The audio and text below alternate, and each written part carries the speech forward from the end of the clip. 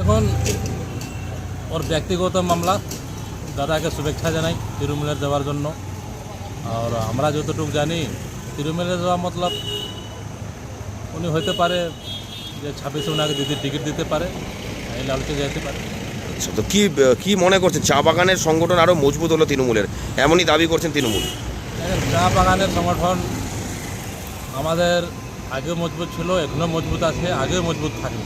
আর আজকে দাদা দেখলাম সাংবাদিকের মাধ্যমে বলতেছিল যে আজকে দিদি আসে আমাদেরকে নাকি 5 ডিসমিল জমিন দিচ্ছে, কিন্তু আজকে অবধি তো ওই দাদাটাই এর বিরোধ করতেছিল।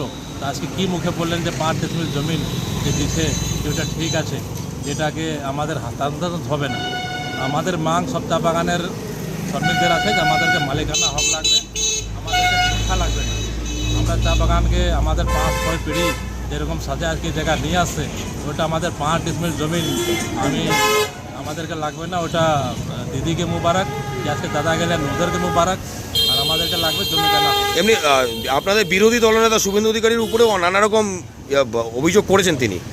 দেখেন, নিজের মানে চুরি ছুপানোর জন্য অন্যর উপরে একটা ব্লেম লাগানো, এটা ঠিক নাই। উনি নিজে 5 বছরের মন্ত্রী থাকে কিছু করতে পারেন নাই, সেটা আজকে বলবেন যে বিরোধী দলের নেতার জন্য করতে পারলাম না, এটা হাসির কথা। উনি একটা মন্ত্রী ছিলেন, কি আমাদের বিরোধী দল নেতা শুভেন্দু দা ওর হাত ধরে আটকাইল নাকি, ওর হাত ধরে রাখছিল? ও তো নিজে স্বীকার করলেন যে আমার মন্ত্রণালয় থেকে এই কাজটা হইতো। তাহলে আপনার মন্ত্রণালয়তে আমাদের বিরোধী দল নেতা গেল কী করে? ও তো দূর দূর অব্দি ওর থেকে কোনো সম্বন্ধই নেই।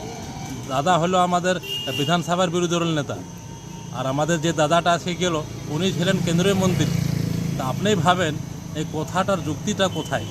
মানে অবশ্যই কি বলছেন, চা বাগানে কোনো রকম প্রভাব পড়বে না জনবালার তৃণমূল জন করাতে? আমি তো দাদাকে এটাই শুভেচ্ছা দেবো, যখন আপনি গেছেন অবশ্যই আপনাকে টিএমসি টিকিট দেবে, আমরা ওইটার জন্য আপনাকে স্বাগত জানাই।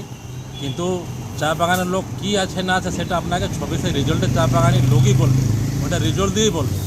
জনবালা যাওয়াতে অনেকটা নিশ্চিত হলেন না আপনি আগামীতে টিকিট পাওয়ার ক্ষেত্রে এই বিধানসভা থেকে? এটা আমাদের পার্টি একটা ডিসিপ্লিন পার্টি, আমরা টিকিট নিয়ে লড়ি না।